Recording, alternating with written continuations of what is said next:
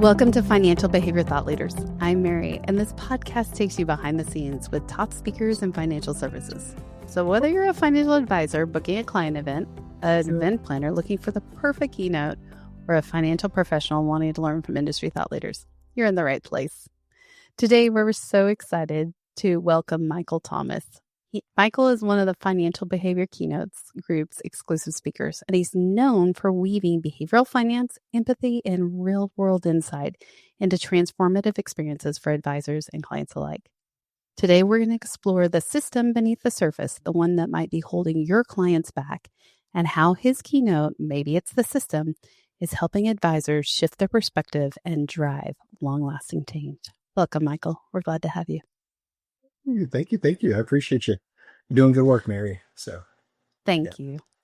Well, Michael, before we dive into your keynote, I want to back up for a minute and find out, how did you get started in your speaking journey? Yeah, actually, I've been thinking about this. And to be honest, I've actually been doing public speaking for a very long time. I remember one of the first things that I did as a speaking event was in middle school. I was selected for the Martin Luther King speech. And so I'm from the city of Gary. And there were hundreds of people who were present. And I'm sitting here and I'm giving this speech to all these amazing and esteemed individuals. And I didn't really think anything of it. And there were other opportunities where I would speak. There were events that we would have with the particular class in high school. I literally had everybody bawling and crying and laughing and all the different things. And the more and more I've thought about this, my teacher, or my English teacher at that time, said that you have a gift for speaking. Again, one of those moments where you don't really kind of think about it. And then from there, actually doing a lot of stuff for free for a very long time, whether that was in college, whether that was post-college, speaking at schools, speaking in libraries, speaking in closed rooms. So a lot of what maybe people may see of me today is actually, and honestly, years and years of engaging and speaking in different spaces. And so the more I think about it, I was like, man, I've actually been doing this for a long time, but I never really considered it a gift until I started navigating the financial services space. And individuals and more individuals had reached out to me to come and speak for this, that, or the other. And I've started to realize that maybe there is something to this. And then also with your nudging and saying, hey, Mike, you could do more. You do have a gift. I don't think about it that way, but I think that it is a gift, and it's one that I'm trying to do a better job of honoring, instead of hiding it, I guess, if that makes sense. Yeah. And let me put a little more context around this, because I remember seeing you speak for the first time. Oh gosh, it's probably 8+ years ago now at an AFCPE conference. You had keynoted, and I really didn't know you. You went to University of Georgia, but our paths had never crossed. And I remember watching your keynote in a room of, I don't know, roughly 700 people, and literally could hear a pin drop.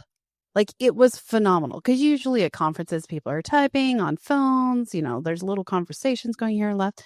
And I'm probably part of the problem, but I was amazed. You not only kept everyone's attention, you kept my attention, you kept everyone just riveted in the palm of your hand. And I remember walking up to you after that speech and saying, I don't know who you are, but I want to follow in your trail, because I agree. I think there's that natural gift that you have, but also that just amazing work ethic. And so let me add another part of that context too. For those that don't know, you actually speak and lecture every semester to thousands of students every single semester, which is part of that training platform that you were talking about, right? Like, this is not new material for you. You have honed this skill to precision. Tell us more about what you do. Yeah, I think actually that's a really good point, because my class, or my classes, actually do serve as a testing ground. Mm-hmm. And so it's a really cool way, if you're comfortable with it, to try things and to see how it lands and how it resonates.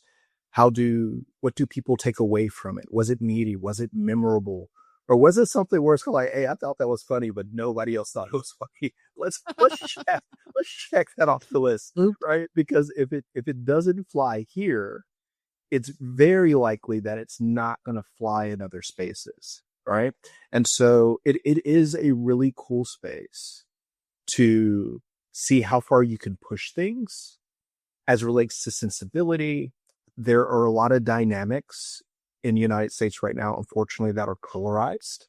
And Yeah. so when we're speaking to audiences, we're speaking to a diverse group of individuals. And we always want to be able to drive a narrative and to drive a message, but we also don't want to shut people down, even if Yep. they have different viewpoints. So it's also this cool space of saying, like, how can I craft a message and speak to what authentically I want to speak to, but also doing it in a loving and compassionate way, so individuals can hear you and doesn't drive division, right? But actually creates a space for, I never thought about it that way. And I trust you to engage further where I may have differences, because I know that you're not going to judge me or shame me or make me out to be this bad actor because I believe the way that I believe. But the thoughtfulness of what you spoke to kind of allowed for me to let my guards down a little bit. And honestly, that's the only way that we can grow. And it works both ways, not just for the people that we're speaking to, but also for the person who's on the stage once they're in and when they're off stage, to listen to these things and hear these things and think about creative ways to explore ideas or even pivot from ideas. And I've done that before, Yeah. because I realized that, hey, I'm not approaching this in the right way. And at the end of the day, I think that the work that we do is about impact. And always, and I have this saying, all right, this is my vetting phrase. Is this about your ego or is this about the goal? Right? And if it's about the goal, then it's not about me. And if it's not about me, then you could play, you can do all these different things, because at the end of the day, it's just about serving other people.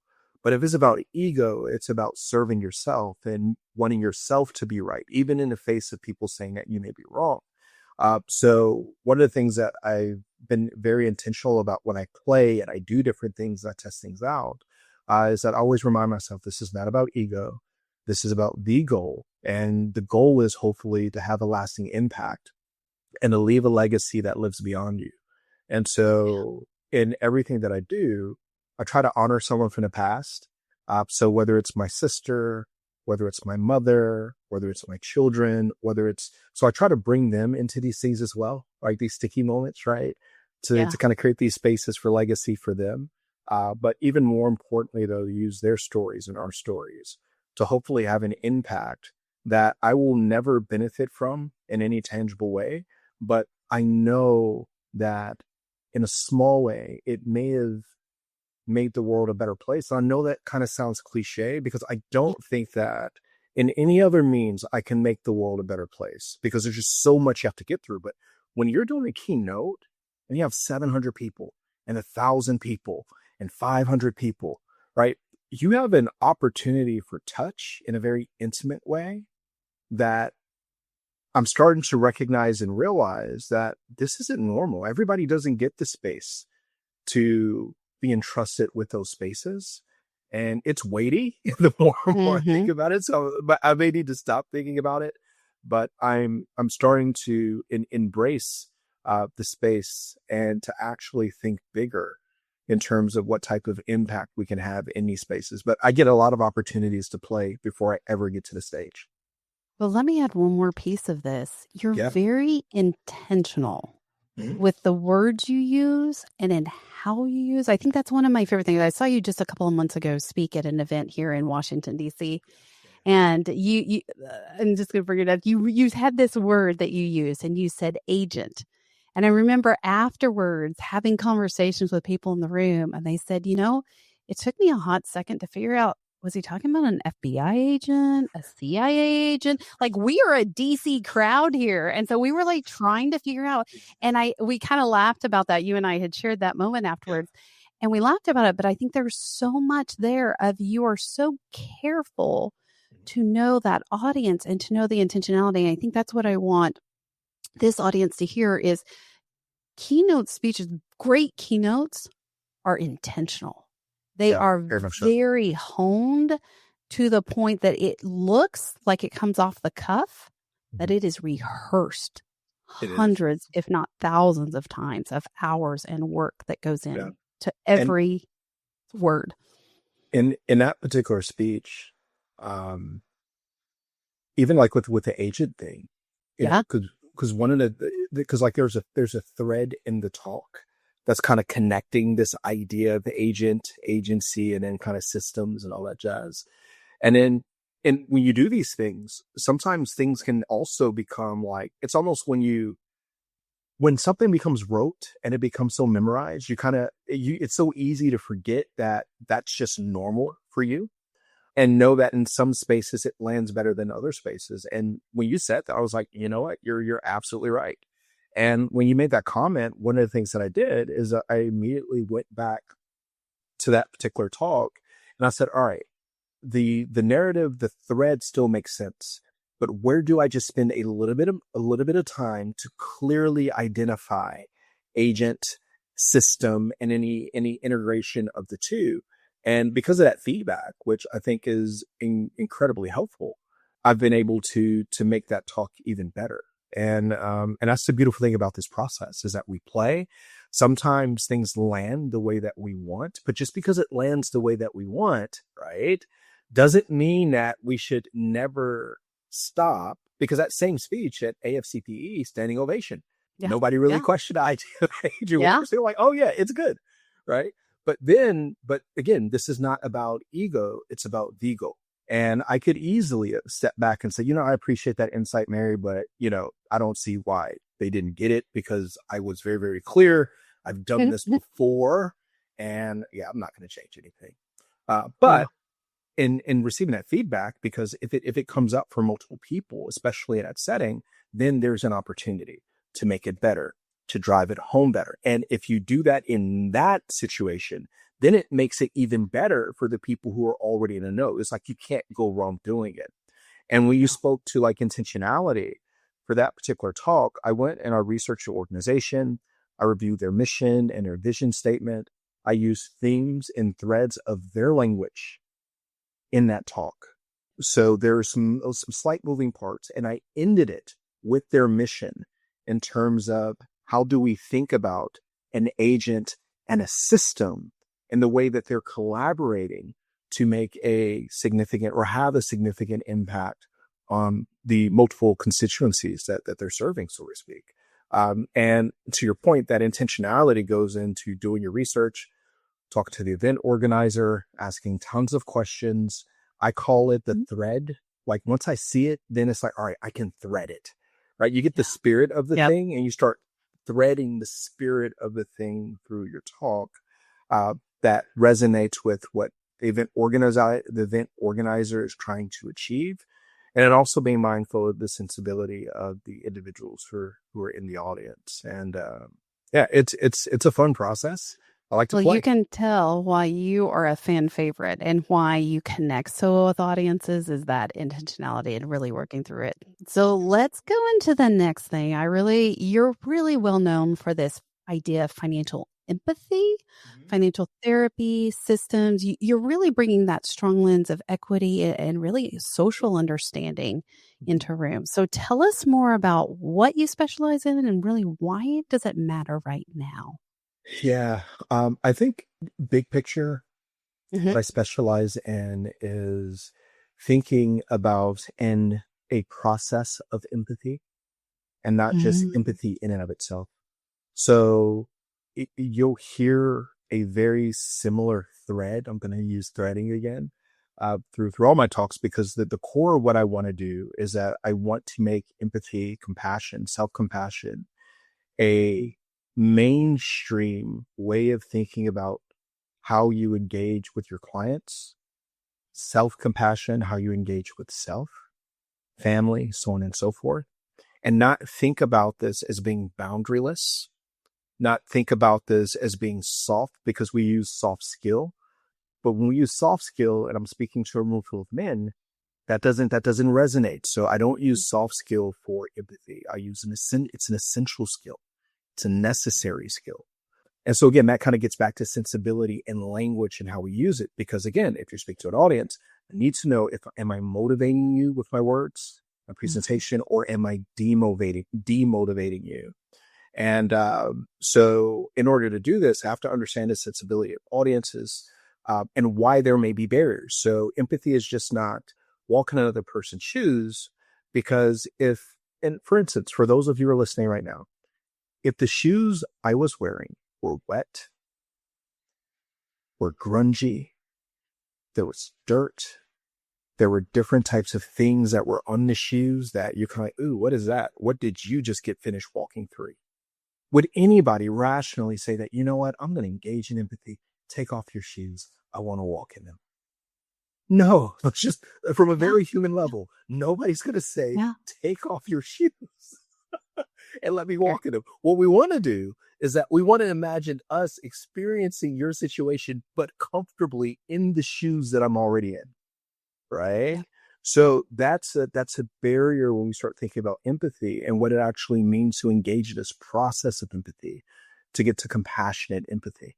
So in order to do that, we need to think about systems, right? We need to think about internal systems for myself as an individual, my emotional state, physiology, neurochemicals that are produced or not produced, what triggers, what are my cues for things, and what's my automated or my response to my adaptive response to these cues that kind of come up. What is that for me? Where did that come from? Why is it there? Did I even know that it was there? Right. And going into that deep exploration of self, because I feel like if I can get someone to be aware about their own self and experience, then it has to be posited that the other person across the table from me has their own unique experience, has their own unique circuitry, has their own. So now we're getting to, okay, I see what empathy is now, right? But it's also very much so rooted in self, at least initially.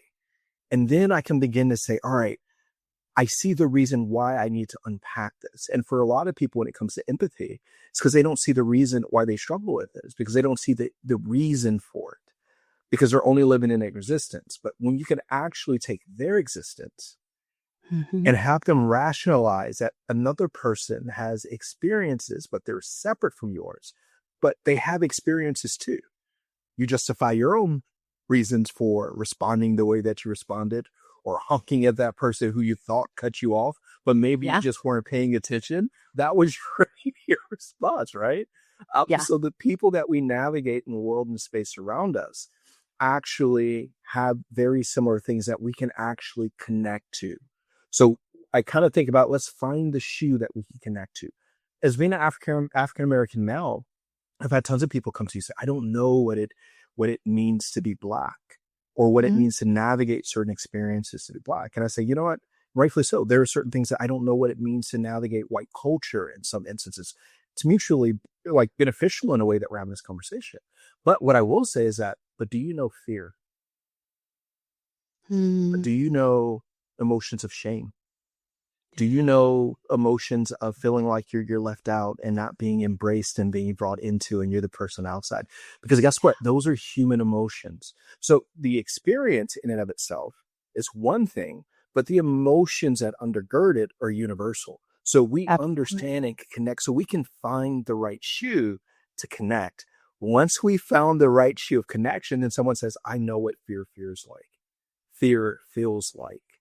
And for a daughter who is going out at night and it's not well lit, and I'm concerned about her safety. Yeah, I know what that fear feels like now because I'm a daughter. I know what it feels like, generally speaking. So when we understand fear, we understand these emotions, and we can contextualize it cognitively and just our understanding of it, we can then begin to move to compassion. Is how do we respond in such a way with kindness and care that takes into consideration the experience of this person, where them achieving what it is that they hope to achieve or they desire to achieve or the life that they live for, the solutions that I provide are not going to be based on my context, my shoes, my social capital, my resources, my access. My solutions are compassionately going to be rooted in, well, maybe how can I utilize what I have to give to this person so they can actually step in my shoes to actually navigate things because I'm lending those in this process while also thinking about the barriers that they face that I don't, and how you can advocate for or help that person see around some hurdles that they don't have the capacity to see because they're triggered emotionally. So the benefit that I bring here is that now I can see it, but I'm not emotionally driven by it, but I understand the emotion. So I can use my prefrontal cortex to then to begin to help this individual engage in a process of taking meaningful action while we're trying to mitigate their amygdala and their flight and fight response. And so that they can begin to trust this action because historically in the systems that they navigate, I've been here before, this doesn't work. Now we're talking about the parietal lobe of the brain, like history, like the Rolodex of things. And it was like, I want to do this, but I don't trust it. Right. And so there's all these different elements. It can be societal. It can be family dynamics. It can be a husband and spouse. Like, I want to invest. I want to do all these different things, but there's tension in a household. That's a system. So if somebody comes to me and they're not investing, I just can't say that they don't care. And we used to see this a lot before the pandemic hit, because shame was a way in which we engage and try to nudge people, whether we'll admit it now or not. But it was a very powerful narrative that people were utilizing in our space. And then if people didn't do what we told them to do, we would basically just absolve ourselves and say that they didn't care. Right. So you wouldn't have compassion. You wouldn't have empathy. There was no need to, because that was the paradigm, which is why I did the TED Talk on financial empathy, not because empathy hadn't already exist and people weren't already expressing empathy in the financial services space. It's just that we weren't tethering empathy to the financial circumstances of the people we were serving. So I was like, we need to just put these together to help people recognize that we need to be empathetic here too. And these are the reasons why. And so maybe it's the system. It's just me building out this notion of ways in which we can put ourselves in other people's shoes, right? Yeah. Or think about things in different ways that we may not have thought about them before, so that we can engage in a process to get to compassion, empathy. And I think that systems is one way to think about it, but not from a black and white lens and perspective, which I think is equally important as well. Because when we think about systems, oftentimes we think about them from racial divides, but systems are abundant everywhere. We're utilizing technology.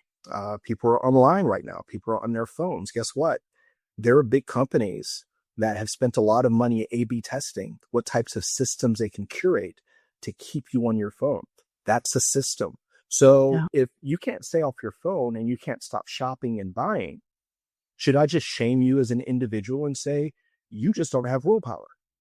Right. Or maybe it's the system. Maybe it's the system and the integration of the two, right? Because systems are created in such a way, understanding human behavior. So if people understand your human behavior better than you do, how can you win? How can you win? Right? Yeah. And Michael, we are deep into your keynote, the maybe it's the system. I feel like this is such a core message in this day and age. And I want to share a story, not necessarily that comes from your speech, but one that you have shared with me that has left lasting impact. And I think you shared this years ago. I remember walking out the door. I said, hey, I'm running to go get my kids. I got to grab my shoes. And you said something in passing. You probably don't even remember. You said, don't wear your good shoes. And I said, what in the world are you talking about? Why does it matter what shoes I'm wearing to go pick up my kids at the park in? With this, I was like, wait, what is going on here? Because I never had thought for once in my life about what shoes I wear to go to the park. And yet for you, the system in which you grew up in that was a matter of life or death. And I had never put it in that perspective. I thought it was just a beautiful way to share your system and how I had been blind to some of the systems that you have grown up under. Tell me more about that. Yeah, it's one of those things where, so I, in the 90s, very clearly, the 90s was riddled with gang culture. And so if you were growing up during that time, especially where I come from, which is near Chicagoland area, the two primary gangs were vice lords and gangster disciples. So wearing blue and red was a thing. So you had to be mindful of, if you went to Chicago or if you came to Gary, what side of town you were on and what colors you were wearing, because that would attract attention. And if you were in the wrong area, you were wearing the wrong colors, that could be a very significant situation. And you needed to be aware of that. And if you had shoes, like especially like Jordans or whatever it may be, you have to understand that in these communities, Jordans, even though from the outside looking in, you won't see it, but from the inside, Jordans have a lot of value. And I think that's indicative now of sheep culture and how this is kind of permeated. And when you have somebody who has J's, like, you're not only taking something that's sought after and hard to get, but you also have something that has economic value within that system. Because if I need money, I can sell these J's and get a significant amount for it. I can pawn these J's and get a decent amount for it because it has currency.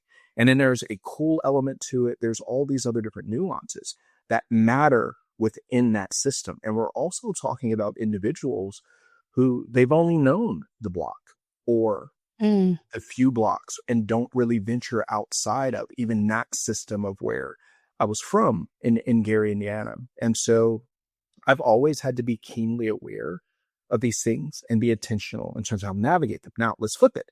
That's just one system of many systems. There are political systems.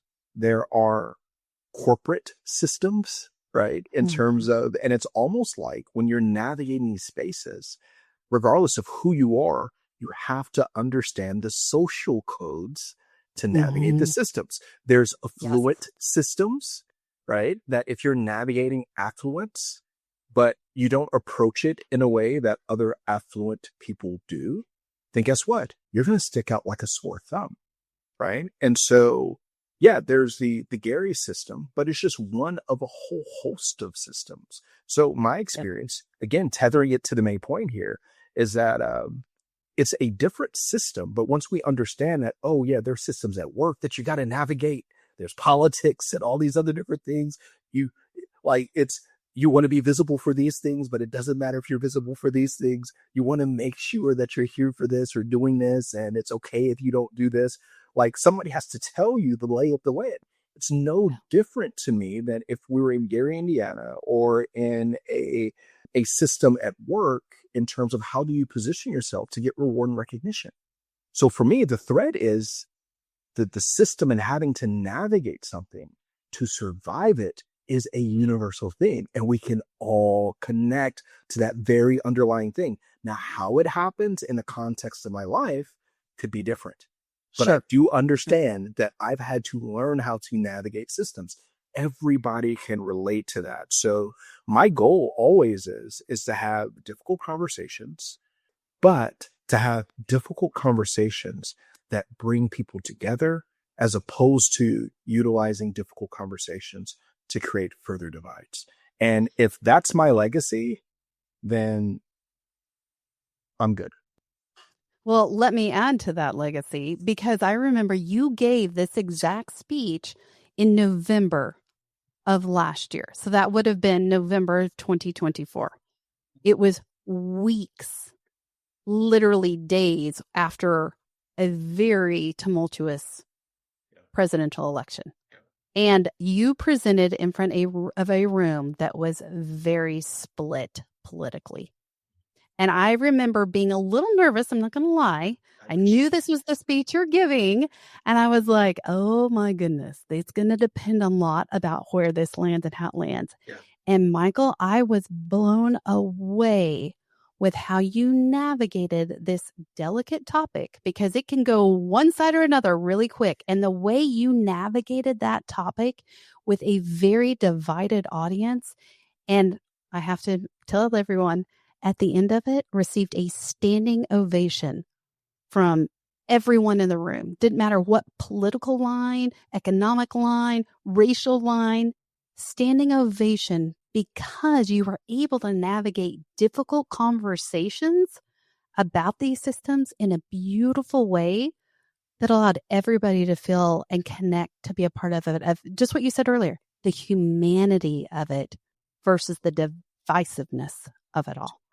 Absolutely. And the only thing I would say there is that oftentimes when we have these conversations about systems, sometimes what we do is that it's like it's either the agent completely or it's the system completely. So the way that I engage with this is that we still have agency. We still have to make choices. We still have to be aware and all these other different things. But what we can't do is to say that there aren't factors that are happening beyond us and around us that are interacting that could actually be causing us to behave in a certain way or think away or get, like, if somebody is just spending all of their time on Twitter, Yeah. and Twitter is gathering a lot of their data and information, and Twitter wants them to stay on the platform, guess what? The algorithm for Twitter, any other algorithm, is going to keep pumping stuff at this individual that keeps them either enraged or whatever it may be to stay on the platform. It's a system. Now, as an agent, it could be that I should know better. But what I've realized is that many people don't even understand the systems that they're navigating. Many people don't understand economic systems, right? There's been more conversations around the Fed and federal fund rates than ever before. There's been more conversations around bond markets and how different things are influenced as it relates to the federal funds rate. There have been more conversations around tariffs and whether or not this is going to do this. So there are more conversations that are happening now. But generally speaking, if we go back just 5 years ago, and we just randomly walk in Atlanta, Chicago, DC, or whatever it may be, and tell me about the economic system that we navigate, most people wouldn't be able to tell you. So you have people who are expressing agency, but don't understand the very nature of the systems that they're navigating and the influence that those systems have. But yet what we'll say is, well, it's still all that person's fault, even though they don't know what they're navigating. They don't know food systems. Food is designed in many instances to be addictive. They call it craveable, but it's addictive. So if I can't stop eating fast food or this sugary sweet that was designed for me to eat more of it, because what's the business model? You got to go back to the store and buy more of it. So our revenue and profitability go up. If you don't know that the food that you're consuming is designed in a certain way, then what happens? We shame and blame the individual, the agent, and say, why can't you do better? Don't you think it would help that person to say that, well, let's actually look at what you're consuming. Right. Let's do an audit. Right. Let's do an audit of what your daily diet is. I'm not asking you to change your daily diet. Let's just do an audit of it. And we go through and have them list what they ate throughout the day and eat multiple times throughout the day. And we say, did you not notice during your day that when you ate this, you were still craving more? And as you can see, as we go down and we look at your purchases, it only happened once you started eating. And you started eating more and more and more and more. Let's go back and look at that thing. And what would happen if we take that one thing, not changing your entire diet, but that one thing out of your system? And then here's another question. Why is that a habit at that time of day? Right? Are you energy? Do you not have any other options or whatever it may be? Because there's another system right there in terms of what's available to you, what's not available to you in your system. So people can say, eat something healthy. But if the only thing that's available to me is the corner shop where the cheap stuff is the only stuff that I could really afford, and I want to buy like this other stuff, but it's so crazy expensive, I'm just going to buy the cheap stuff. That's a system dynamic. So if we can take shame out of it by helping the agent understand the system, not removing accountability because that's still there, but then also helping them understand the system that they're navigating, then maybe we're in a place to have compassionate conversations that aren't rooted in judgment and shame. Maybe even as we think about the system and why it's designed the way it's designed, maybe it's not a space to judge it, but understand that there's a reason why it was established the way that it was, but now in a more sensible way, not in a combative way, say that, hey, well, what if we chose to just make these subtle differences in the system that could allow for still profitability in all these other different areas, but also create a space for agents, human beings, and individuals to actually have a real chance at having good health and having wealth and all these different things. And this would be the last thing I say, Mary. I teach Yeah. a intro to personal finance class. I have over 1,200 students, as you very well know. Yeah. How many conversations do you think that they're hearing after they leave my class about saving and investing, compared to the litany of messages that they're receiving to buy this, feeling sad, feeling unhappy, go on this trip. You feeling this way, not connected with friends, come join this and pay X, Y, Z, right? Like everything that they're getting outside of the class is spin, spin, spin. Yeah. And that makes you happy. All right. Yeah. So it's kind of like, hey, so there is a system that they're navigating. If I only meet with you for 3 hours out of the week, and the rest of your hours are being inundated to buy stuff, like, right? The average, There's an off balance there. There's an off balance here. And so one of the things that I speak to with my students, which is why I do the talk, is that we've been talking about systems for years. And every section of our class, we talk about, all right, so what's the system here? Because I need you to see it. Now, if you choose to still buy the thing because you desire the thing, that's one thing. But are you buying it because you've fallen into a system that's nudged you towards a course of action that you didn't realize you were nudged towards? That's a different decision. And I just need you to be able to differentiate between the two. Well, Michael, this at the end is probably my favorite part. The audience wants to know, and what I'd love to know, something that we don't know. What do we not know about Michael, even after seeing you on stage? What's something unique about? What's something unique about me? I love to bake. So I like to make a number of different things from scratch, like apple pies and pound cake and stuff like that. I just don't like the artificial taste of buying these things store bought. And I grew up with a grandmother that made everything from scratch. So when I eat certain things at certain times, I'm like, man, this doesn't taste like my grandmother's pound cake. This doesn't taste like my grandmother's apple pie. This doesn't taste like, and what I've realized is that if I want that taste, I have to do the work, which I think threads back to, if you want to be successful in speaking, you can't shortcut it, right? You literally, you have to do the work. You have to be willing to fail, like me making my first pie crust, right? Because then you realize that, because grandma might tell you, or you might have the recipe, but there's always the tricks of the trade that you don't really realize. Like, oh, you got to keep the dough cool and on a cool surface as you're rolling it out, so you can actually fold it and get it into the pie plate, right? I was doing it on a warm surface with warm hands, and I'm trying to roll it out, and it's getting stuck to the roller, and I'm getting frustrated. Then I pounded it, added more flour to it, and now the consistency is off, and I got to sprinkle more water. And this would be the shout out that I would kind of bring this back to you in terms of the Financial Behavior Keynote Group. And I think where there's elegance and there's power there, is that, like I just said, if you can work with a group of individuals who've kind of been there and done that, you don't have to go through that painful process of learning how to roll out the dough and do all that good stuff. It takes time and wasted time and wasted opportunities. So for a group like this and collaborating with other people in the space, what it does is you don't just get the recipe, you also get the added other things. Just the small subtle things that you don't realize that make a huge difference. And you're like, if I would have known that 2 years ago, I would have been saved a lot of heartache.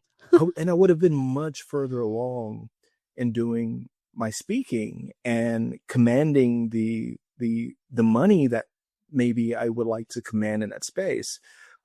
So there are a lot of lessons learned there, but again, I like to bake and do all these other different things as well. Oh, that's fun. I like the food connections here. We got a lot of food connections. I'm definitely a foodie. I love it. Well, Michael, thank you so much for your time. And if you're looking to book a speaker who can help your audience rethink about how systems, social capital, and behavioral insight come together and to create good financial outcomes, Dr. Michael Thomas brings heart, research, and powerful frameworks to the stage. You can learn more and book Michael at keynote.financial. Thanks so much for joining us on Financial Behavior Thought Leaders. We'll be back soon with more conversations that bring you closer to the leading voices in financial services.